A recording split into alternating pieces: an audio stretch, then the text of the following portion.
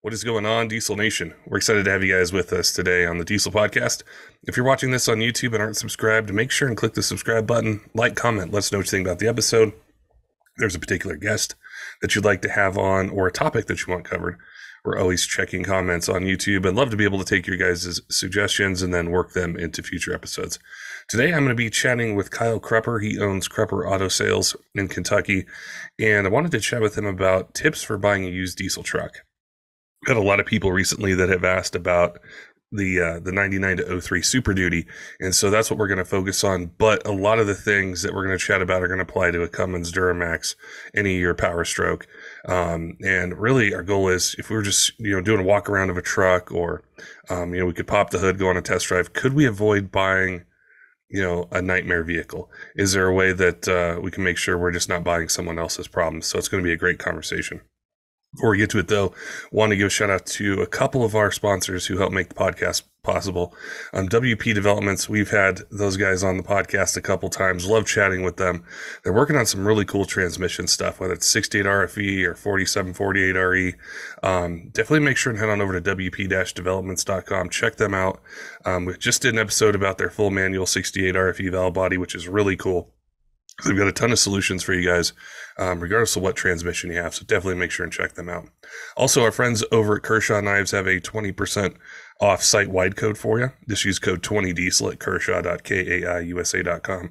Great way to save some money, get some really cool gear for EDC, hunting, fishing. Just something to throw in a toolbox, work really hard. Their new Duralock models are really cool. I've got a couple of them. I love the way that they open, the opening mechanisms, a bunch of different styles. So if you're in the market, definitely make sure and head on over, check them out, and use code 20diesel to save 20% off. All right, let's get to today's podcast with Kyle. I'm talking about tips for buying a used diesel truck. Kyle, welcome to the Diesel Podcast. I'm looking forward to chatting with you today, and I appreciate you reaching out to be able to help us cover a topic I know a lot of people are going to be interested in, which is talking about a particular truck model, what you look for when you buy and sell them, and jumping into that. But to start, tell me a little bit about your business, yourself, background with diesel trucks, and then we'll really focus in on this particular model I know a ton of people are interested in. Yeah, I'm Kyle, owner of Krupper Auto Sales. We're located here in Georgetown, Kentucky. My passion's been running in this industry for about 17 years now. Started out farming as a kid, a little ag community, and flipping trucks, and it just kind of led into one day I had a bad day at the farm, and I was like, I'm gonna go open a car dealership. So that's what I did. When I started, I couldn't afford any of these trucks in this market. So we were chatting a little bit beforehand about just the price of used diesel trucks and how much they've gone up, and then a bigger trend out there, which is people that have new ones going back to the older ones for a bunch of different reasons, and just how that market is so high. And I kind of wanted to start there with the used truck market. Is why is it so high? Why are we seeing prices just, what you used to be able to get for 10 or 12 or 15,000s now 25, 30, 35,000? well, part of the issue was, when COVID hit, they couldn't get enough new trucks in there. So guys started buying used ones, and then guys are going, well, I might as well just go back to that old 7.3 or second gen, or, LBZ, something, trucks they had in the past that they absolutely loved. And the market's just flooded. I mean, it's any clean truck right now, wholesale is bringing really good money. Any truck that even newer body style, that wheels, tires set up, that we call it front row ready, standing tall, they'll pay way over wholesale for them. I mean, but they're moving right now. And even in this market, I was just going to ask you, does mileage even factor into it at all, or is it just somebody wants an older truck? And I'll be honest, I sold a 06 59 the other day with 400,000 miles. It was a manual, and sold in, I think, 3 weeks. Wow. I mean, that's moving a truck with a lot of miles.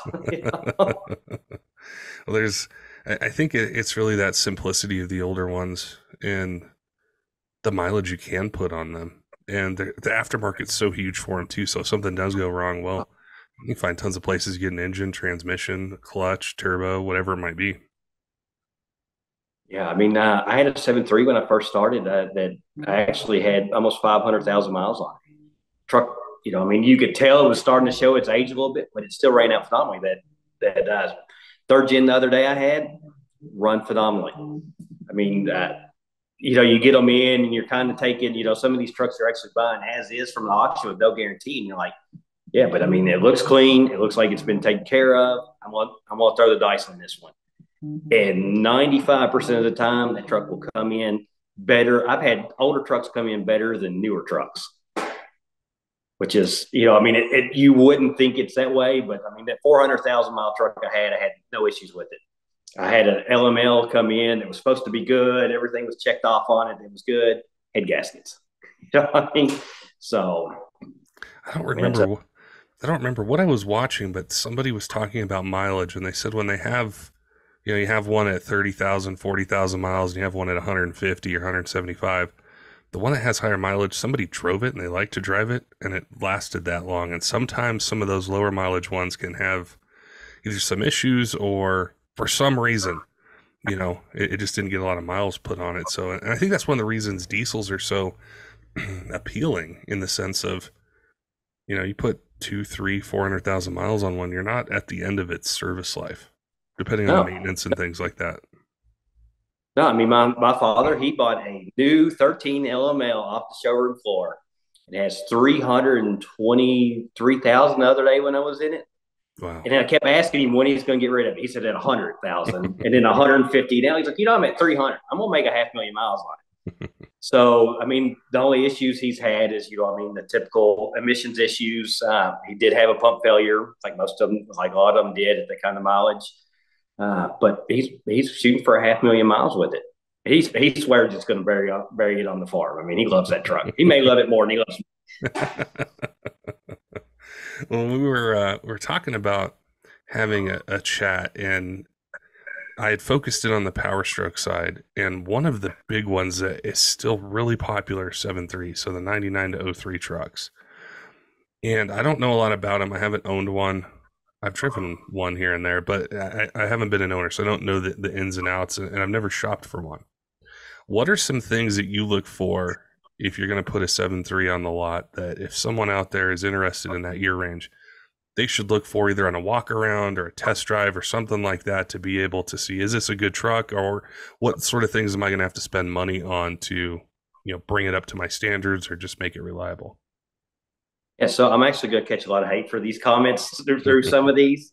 I mean, let's face it, the 7.3 is extremely reliable because it didn't have enough power to tear itself apart, but doesn't make it a bad truck. I mean, they're phenomenal vehicles. But one of the biggest issues that I actually see on these is the truck will rust around it. It's like an old Toyota. It will rust around it and the whole truck will be falling apart before the motor does. So you get, normal rocker rust, normal wheel well rust. But the one spot that nobody ever looks at is actually under the bed rails underneath.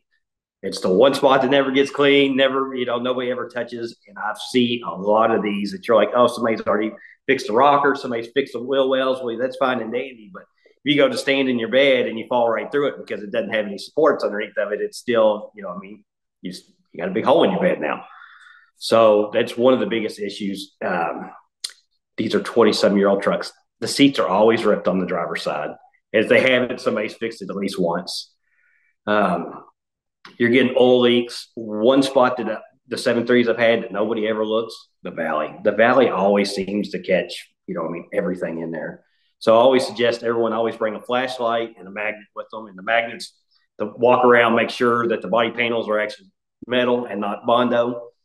And then check the valley. You use your senses when you're looking at a truck. I always say walk around 3 times before you even open the door on it. Open the door, smell it. See if it smells musty, moldy. I mean, you want to make sure that you're not getting into a problem. Climb underneath of it. I can't tell you how many I've looked at the auctions that look clean on the outside. You get underneath the cab, there's holes in the cab. Pop the hood. Smell the oil. A lot of people don't do that. Check the transmission. Smell the transmission fluid. I mean, that is one of the biggest indicators of, it's a 4R100, and it's a big indicator of issues with that motor or with that transmission. But other than that, I mean, they're bulletproof. One of the things that's always scared me about a used truck, and I think of if I was looking for something that was last made in 2003, so I'm looking at 20 years old, is you look at the Carfax or some report like that, and it might show no accidents or anything like that. But do I really know? You know, did it get in a fender bender? Did something happen? Are there some other things like checking the gaps on the doors or other stuff that maybe you've seen when you look at it and says, oh, it's a clean title, no accidents, you know, it's had 3 or 4 owners, and you look at it and you're like, oh, something happened to this, you know, passenger door or, you know, the bumper, Yeah. tailgate, something like that. Oh, you can all the gaps. I'm glad you brought that up. So the gaps are always a great indicator of an accident because no matter what, how good your body shop is, it's generally just a little bit off. Nothing is as perfect as when it came out of the factory. Hoods are always off. I actually had one that had a rebuilt title. And the guy's like, "How do you know it wasn't a flood truck?" I said, "I can walk up on it and tell." The hood just said just a hair off. That front fender was just a hair off in the front door, but the rear passenger door on that side was fine. I was like, "They hit it right here in this corner," and it was evident. And he walked up, and he seen it. And he's like, "Oh, you're right." It's small things like that that make a big difference. And you want to make sure when you're buying these that you're not buying a problem because let's face it, it is a diesel truck. Parts are expensive. Nothing's cheap on anything anymore. And, you don't want to get down the road and go, oh, I got to spend $3,000 in this truck to fix stuff that if I would have took an extra 10 minutes to look at before I bought it, I would have known this was in there and I could have used that in my negotiations to work a better deal or walk away from it. That's one of the biggest things is expectations. Like, you see this really clean truck, which I've seen some before. They're really clean. The paint's amazing. And then you look at the transmission fluid and it's got that darkish brown kind of color instead of that nice red to it. And you're like, well, if you don't pick up on that, you could be in for, transmission rebuild, or maybe there is a little bit of body damage, but you don't care. You can fix it, or someone, or it's just knowing about it before you purchase it makes a huge difference. Versus you get home and you're looking at it, and you're like, why is that door off a little bit, or why is the hood off just a little Remorse. bit? Yeah. And then it's like, well, what else didn't they tell me? What else don't I know? And it's hard and I started this dealership because I didn't like the way I was being sold to. I don't like pressuring people, and I try to be as honest with everything that I know is going on. Like, I have stuff out there now that I'm like, hey, look, this, and this. I got a beautiful 5.9. The MV5600 in it, it's a little sloppy. I'm not going to sit here and go, oh, well, this thing's tight. But those are issues that you should be aware of. And like I was saying earlier, if you spend just a little more time with them, that can save you down the road. Because what's a transmission now? Probably $4,000 for one. Depending on how big of a build you want to go. Yeah. And these are issues, small leaks. A rack and pinion leak can make a big difference. It's small things like that people have to look at. And I see a lot of customers don't spend the time. It's like they're in a hurry to get somewhere. I'm like, you're spending $15,000-$20,000 on some of these vehicles, and you're just like, all right, let's do this. I'm happy, but they call it, they're happy when they're buying. They're ready to do this, instead of going, hey, all right, let's check this, grab that radiator hose, make sure, it's not tight, and I know 7.3s aren't known for head issues, but I buy a lot of 6.0s, and other things can have head issues. Small details like that can stop you from getting burned on one that you wouldn't have known until down the road.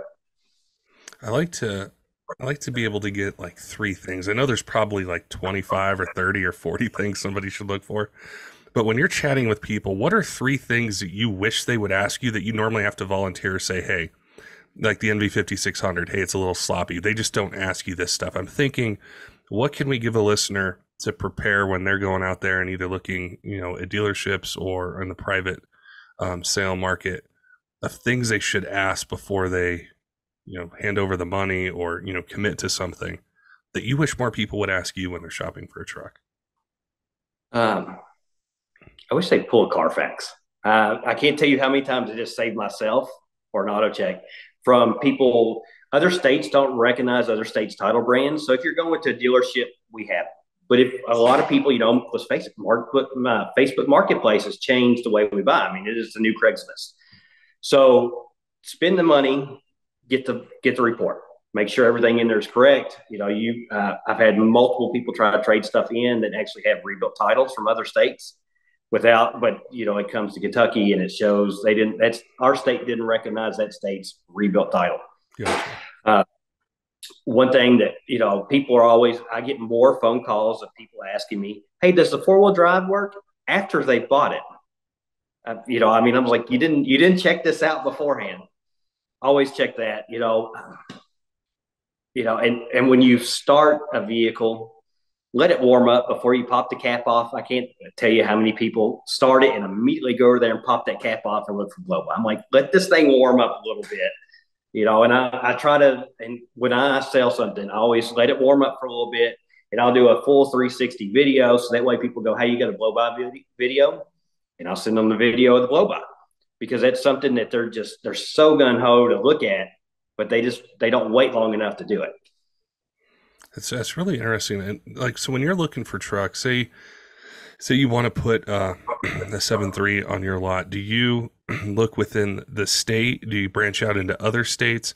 How does it work to acquire one? Actually, I will buy from coast to coast. The problem that I have right now is shipping is extremely high. Anything coming out of Texas is at least $1,000, if not more. So you're looking at the area you're buying in. So if I'm buying out in Texas, I'm going to spend a little more. But if I go up north, you can go to the Northeast, you get something that somebody's patched up, already fixed. It may have been garage kept up there.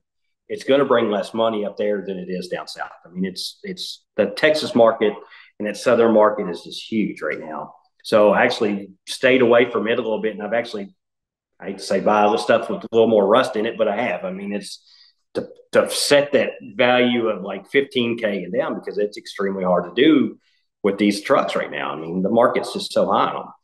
Yeah. Yeah. I think that the pricing's, really the key part. Like I can see on different places, you can find a 30,000 mile truck, but you're going to pay 40 to 45 or maybe close to 50 for it. And the market is just vastly so different than what I remember the last time, that I was looking. And I think about pricing. That's always the big thing, is pricing. And a lot of times I'll see something for sale and the comments will just be filled with, oh, that's a $10,000 truck. That's a $15,000 truck. There's no way that's 30K. I wanted to learn more about how the process of pricing works. Like I imagine it, say 5 years ago, you'd buy something for, 10 wholesale, get it to the lot, get it where it's sellable condition. You're going to make some money on it. But people think that dealers are just gouging it for 10 or 15 or $20,000 and then putting it for sale. Yeah. Back in the good old days, I made more money pre-COVID than I do now, because the market is so strong. And every dealer, and years ago, it was just a couple of dealers around here. It's like, oh, we do diesel trucks. Other ones wanted nothing to do with them. And now they're like, oh, hey, that's a diesel truck. Like, it can be a 6.5 Chevy. And they're like, I want 10 grand for it. I'm like, nobody's giving you, there was a local dealer here that had a 92 IDI 7.3. They wanted 25 grand for it. Wow. I'm like, but it's not a real 7.3, I mean, some of these dealers get out of control, but so the way I price everything, we use something called MMR, which is Manheim Market Report.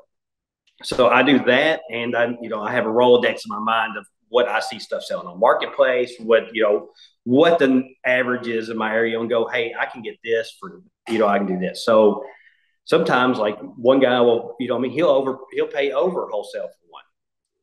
But in his market, he thinks, hey, that's fine. I can overpay for, it's LML, but I can't keep them on the lot. So I can overpay for this right now.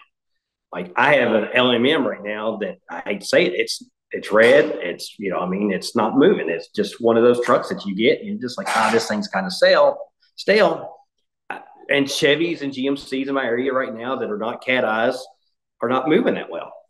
But you can throw a 5.9 manual out on the lot. You're getting calls from Wisconsin over this thing, trying to come get it. Yeah, the demand is something that when I look around, I see is really driving it. Like if you had, like you mentioned, the manual 5.9, they're super popular, and if you had them like a cash buyer come in, he might not care about the price. So he might pay that, that higher dollar, but I think that's really, kind of what drives it. And I've seen a lot, the 7.3 market just kind of get reinvigorated. Like people, they don't want the 6.0. They don't want anything to do with a 6.4. They don't want the emissions stuff and everything of a 6.7, but they want sort of the power potential, the reliability, the things they can do to that 7.3. And that's where I think it's really blossomed a lot, or it's kind of it's grown. And I just see it from a podcast and chatting to listener perspective is people want them. Yeah, I mean, I call them Corvette buyers because a Corvette buyer wants everything perfect. And I don't blame them for the price that they're spending. I mean, I think it's crazy that, I mean, I just sold one, a month ago. It was a '03 7.3 four-door long bed. It was lariat, but it was tan. One of my least favorite colors that Ford ever made was that champagne color. I can't stand it, but I bought it, and the people that came and bought it were like, look, you can't find this here in Kentucky this clean. I was like, yeah, I know. And I was like, I mean, I hate that I'm high on it. I mean, and they walked in. It's like, no, I'll take it. So like, this is the cleanest one we've looked at in months. I mean, they spent months trying to hunt down that truck. Yeah. They just wanted a clean 7.3. I mean, I had one last summer that was this thing was cool. It was a Lariat Dually 7.3. Somebody swapped the interior out, but it did have a rebuilt title. Swapped the interior out for the new style King Ranch seats in there. Absolutely gorgeous. Guy came in. I was like, I mean, I was just starting. I was scared. I was like, I got to sell some stuff. So I just like, I'll throw it up at 13.5. And I was like, this thing ought to move at 13.5. Yeah. 2 days later, the guy was like, hey, I'm on my way to come pick this truck up. I got cash, what I mean? And it was gone. When they move like wildfire, but they want them clean. That the first one I had was rusty. It was old farm truck, had 500,000 miles on it, flatbed, L tank on it. I was like, somebody needs a good farm truck. It was a little harder to move because, you got the mileage, it's rougher. AC worked in it, but, I mean, it was just rough. They would rather spend an extra $10,000 more and just get a clean truck ready to go. A lot of these guys I'm seeing, I mean, they're wanting to do wheels, tires on them, pull a camper, or pull their boat. I mean, they just want something older that's cool to drive. I mean, I don't want to be seen in a little car beating around unless it's my beater. I mean, they want something cool to drive. So, I mean, and these guys walk in, pay cash. They're generally in their 30s to 50s. You get them in their 20s every now and then, but these were nostalgic vehicles for them, or that was the truck that they always wanted in high school or in college. That was a cool truck, or their grandfather had that truck. And, it's a big market right now. That's one of the toughest things I think for somebody younger than me to relate to is back then diesel trucks weren't what they are now. There was always that one guy or that one friend you had where it was garage kept, it was waxed, it was always nice, it was never driven in the snow. But by and large, most of them were used for work, whether construction, farming, hot shotting. They were really work. So it's tough to step back 20 years to a completely different sort of market and find a 15,000 mile garage kept 7.3 4-wheel drive crew cab truck. It's just hard to find that. They are out there, but they're tough to find. Well, we called them throwaway trucks because, I mean, when we were in high school and I really got into this, I was like, man, we're going to be buying these 12 valves for a couple grand. I mean, they're not going to be bad shape.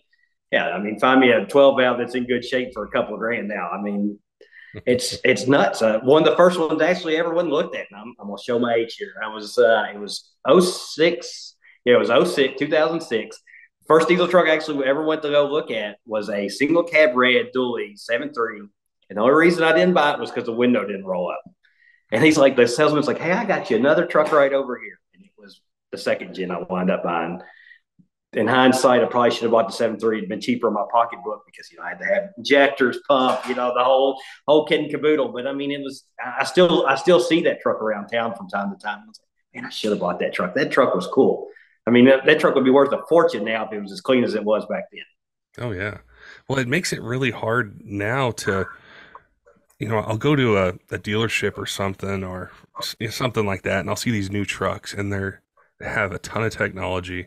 There's so many things on them that are really cool, and I love technology. And then I look at the price tag, and it's 75, 85, 108,000. And I compare that to something, even if it was this immaculate barn kept sort of lower mileage truck, and if it's 30, 40,000, 45, it's a heck of a lot cheaper and simpler. then what I'm going to go buy new. And that's where I think the wheels get spinning. And then we focus on the brands, like you mentioned. It could be maybe, our dad had it or grandfather, or we just loved the way that it looked, but we were 18 to 22 or 23 and broke and didn't have the money to go buy a new one back then. So, but now we have some money. I looked at them all the time. Yeah. And that's where the wheels get spinning. And, one of the things that I'd say is the scariest part for me is buying a used truck. Is say I look at the Carfax or something like that, and it doesn't show any accidents, doesn't show any things. I love the tip you gave about a magnet, because I always think, what if I get it home and what if I notice the door's a little off, the fender's a little off, or if something's a little bit different, and then the wheels start spinning. I think, well, what else didn't I know? What else wasn't on that report? What other things am I going to find? And that's, in 20 years of ownership, who knows how many owners, that the truck's been through, who drove it. There could have been some things that happened. So I think that could definitely help at least avoid the things you don't expect, which is a big thing.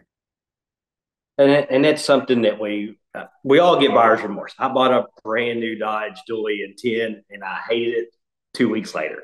Hated that thing. And don't know why. I actually traded it for a 6.0. I hated it so much. But we all get buyer's remorse. And it's one of those things that, like I alluded to earlier, just time. I mean, time is something, walk around it. Make sure the lights work. I mean, you can tell. So I have a theory on vehicles, and I do this for every vehicle that I buy for my wife. It has to have, if it's used, it has to have WeatherTechs in it, because you get in a vehicle and it has WeatherTechs in there, somebody takes care of a vehicle. If you're spending $300, $400 on a set of floor mats, Michelin's, they didn't go buy the eBay tire. And I'm not saying there's anything wrong with eBay tires, but they bought the best tire in their mind that was going to last that vehicle for a long time. If I'm buying them from the auction, I will buy a truck if it has a full tank, because that means they weren't expecting to trade that truck in that day. I mean, nobody trades in a full tank of fuel. So, I mean, it's small little things like that that can make a big difference. And I'm not saying you can't buy a lemon, because, it's easy done. I mean, I got one up on the hill right now that, I need to get rid of that.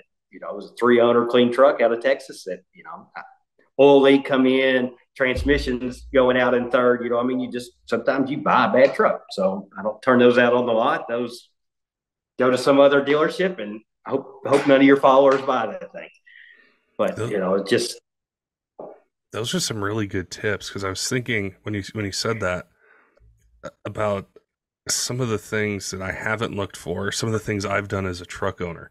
I'll spend a little extra for tires that I think are good, or I'll put the WeatherTechs in, and it's not fun spending that much on floor mats, but it's just little things like that I didn't think to really look at.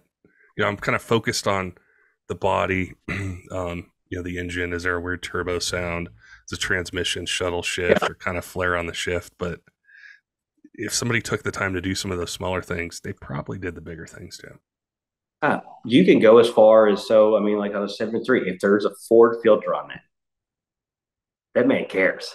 I'm not saying that there aren't other filters that are just as good, but in his mind, he's going, I'm trying to maintain this truck like the factory would for the longevity of this vehicle. And it's small stuff like that. Like I alluded to earlier, that truck that had 500,000 miles on it, those trucks have been taken care of. Maintenance is always key. I think that's one thing that people overlook is maintenance, especially on the longevity of a diesel motor. I had a friend who bought a 6.7 and never changed the fuel filter in it. And he's like, hey, my truck quit running. I was like, hey, I bet your CP4 went out because you probably never changed your filter, right? And he's like, no, I never. I didn't know I was going to have to. And I was like, you got to change your fuel filter. This is maintenance here. And those are small things like that make a big difference. It also won't buy a kid-owned truck. I hate to say it like that, but I'm not going to a 12-year-old buying a truck running either. Stack holes, anything like that, I stay away from. I know there's a lot of listeners. They might not be in the market for a 7.3. They might be in the market for a Duramax or a Cummins or just a fan. Because our listeners, it's almost like a third of each kind of brand. And I know we could do whole episodes on Cummins and Duramax, but are the things that you look for in those trucks very similar? Is it what we've chatted about for tips? Do they apply to all makes and brands? I'm sure there's going to be little things that are kind of different, but but do they? Yeah, they all apply. They all rust. Number one thing in all these vehicles, they all rust. But I'm trying to think across the board. The only vehicle, and I always tell people, I won't sell you something that I haven't personally owned myself. So the only vehicle I don't put on my lot's a 6.4. So like I've had them over the years. I've worked them, and these are just things over the years, but they're pretty much the same. Some of them have different weird quirks, like older Dodges had in a 4-door Dodge, the way they put the wiring harness through to the back door, the wires break in there. So if you get one, you go look at one and the window won't roll up in the rear. Odds are it's probably not the switch. It could be a switch, but odds are the wiring harness for the rear door has gone bad because the wires are broken there. But somebody's like, oh man, this could be a big deal, big problem. They're really not that hard to do. I mean, you spend an hour doing one, get them done.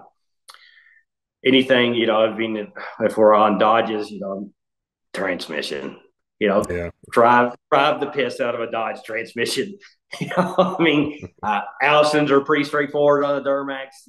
I mean, unless somebody's just absolutely trashed that thing, they're fine. I mean, the Duramax is a killer platform. Even though I'm a Ford guy, I hate to admit it, but Duramax is a great platform. I mean, it's been steady through all the years. I mean, you had some LOYs have head gasket issues, so when you get it hot and get it warm, reach up there and grab that radiator hose and make sure that I mean, it's not hard as a rock. Make sure you get, and that's hard for me to explain it, without doing it, but it's there's a feel to it that you don't want it to be rock hard.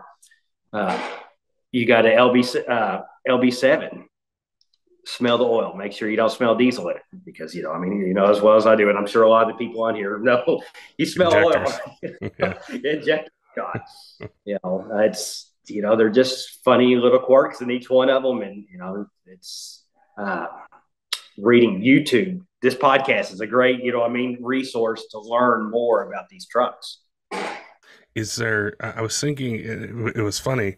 We were chatting about having our conversation today, and I said, when somebody's really honed in on Ford and they're looking for a 7.3, maybe you don't have one, do they just immediately go to like, oh, well, I'll take a 6.0 because they don't want the 6.4, 6.7? You're like, nope. If they're set on a 7.3, they want a 7.3, and that's what they want.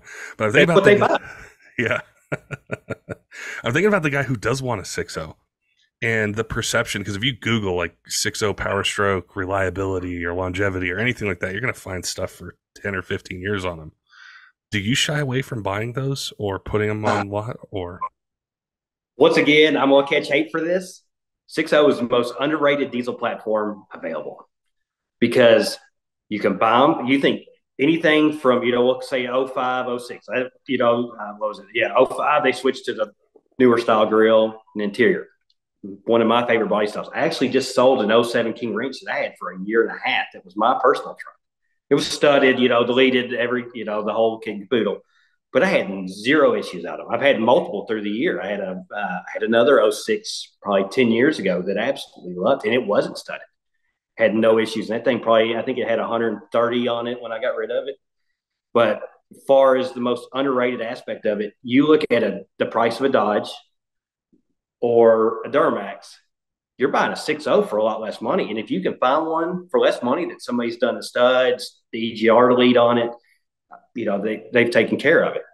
So I'm not saying you're not going to have issues with it because, it is a 6.0 and then there is that possibility, but you're buying at a lot greater discount. The only issue that I've ever had with any of them that I've ever sold was I sold one to a guy that had like 320,000 miles on it, bought it out of an auction. Actually talked to the guy that had it before. After I bought it out of the auction, I found the owner, talked to him. I was like, why'd you get rid of this truck? He's like, well, I got kids and it's an extended cab. So I just wanted a little more room. I was like, all right. So I used it on the farm for 6 months. I sold it to a guy and he calls me 6 months later and he says, hey, you sold me a lemon. I'm like, how did I sell you a lemon? He's like, the heater cord just went out.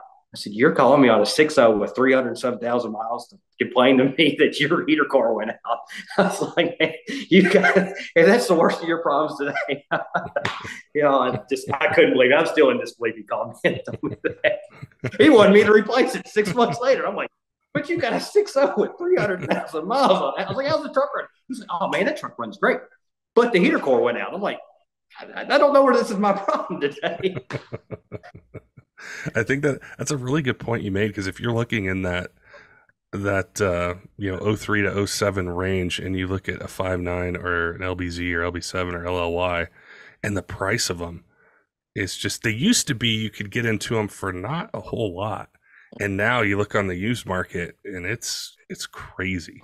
And if you want something pre DPF and a little bit more power, or I guess it depends what you want to use it for, but the 6.0s, we have a following, and they let me know when they want to hear content about 6.0s, and they want to know more about them. So I was curious, and that was really interesting, as well, when I asked you, like, well, do they gravitate towards a 6.0? And you're like, nope, they want a 7.3, they want a 7.3, and They're Corvette buyers. That's what they know exactly what they want. It may not be the color they want, but they know what they want, and they will. I've seen guys. I talked to one. I think he was looking for 8 months.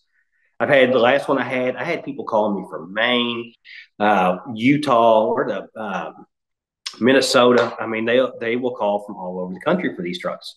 And I tell people, I'm like, hey, if you want this, and I hate to be, I'm using my car salesman here, but I'm like, if you want it, you need to call and put a deposit down on it right now. And like, well, I don't want to put a deposit. I'm like, well, that's fine. If you want the truck, this is what it takes to get it. You're going to have to just hold the truck for a couple of days and get down here to get it. Yeah. Because if they're clean, they will not last. I mean, they're gone.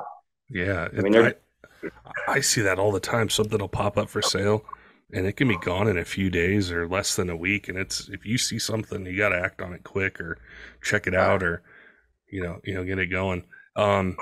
It was really cool to get these insights from you, because like I said, I'm an outsider, and I'm just like, why are the prices so high? Or, why is it this, or why is it that? Or somebody asked me what to look for on a 7.3. I'm like, I don't know. I've never owned one. I've never, gone to buy one. I don't know. So there was a lot of really good tips that you gave. And I'm sure someone listening's like, man, I've wanted a 7.3. How can I get in contact with Kyle? Or I got questions for him, or maybe it's a different make and model that they're interested in. How can people find you on social media or reach out to you and ask a question? So I'll go ahead and drop my website in there. It's idriveadiesel.com. Make it simple, because nobody can spell Crupper. So, and I'm on TikTok and Facebook. It's just Kyle Crupper on TikTok, or Crupper Auto Sales. It's adult content on there. And then Facebook, you can see everything I have coming in. Everything I have always goes on Facebook and TikTok before it ever hits the website. So, and I will put in full descriptions. I'll give rough ideas on what stuff's going to be before I post it. And that way you can just kind of put it on your radar and go, hey, he's got this one coming in. Very cool. Well, I appreciate you reaching out to us and brainstorming an episode with us, and then giving some really good tips that people can use when they're out there looking for a used diesel truck, or, maybe they want something and just want to give you a heads up. Hey, if you see this, let me know. I'm in the market. So I appreciate you chatting with us today, and maybe in the future we'll have to do how to buy a 5.9 common rail, or how to buy a LB7 LBZ Duramax. And if anybody's got any questions, feel free to reach out to me on Marketplace or on Facebook or TikTok. If you got any questions on, like, hey, you're having an issue with a dealer or anything like that, I'm here to help. Don't forget, diesel fans, make sure and head on over to kershaw.kaiusa.com. Use code 20diesel for 20% off site-wide. It's a great way to save some money, get some cool gear. There's a bunch of new models that Kershaw Knives have released this year. The Duralock models are the latest. They're really cool the way they open. Keep your finger away from the blade when you open and close it. It's made of D2 steel, so it's an awesome knife. Check it out. It's priced right. And it's a great way to be able to save some money with the 20% off site-wide code that they're offering just for Diesel Podcast listeners. Also, WP Developments, they build a ton of different transmissions, really at the cutting edge of technology and innovation with some things that they're working on, like the 68 RFE manual valve body we chatted with them about. If you've got some transmission questions, looking for something, whether it's for a daily driver, a race truck, anything in between, head on over to wp-developments.com, check out what they got, and hit them up if you have any questions. I'm more than happy to chat with you guys. I also want to give a shout out to some of our Patreon supporters, Tyler Loewen at 23 Diesel, J. Cole, John. We appreciate all of their support. All of you who subscribe on YouTube, podcast apps, or on our Discord, TikTok, Facebook, Instagram. We love hearing from you guys. We thrive on your guys' support and look forward to bringing you more episodes that you guys want to hear in 2023. Until next time, keep the shiny side up.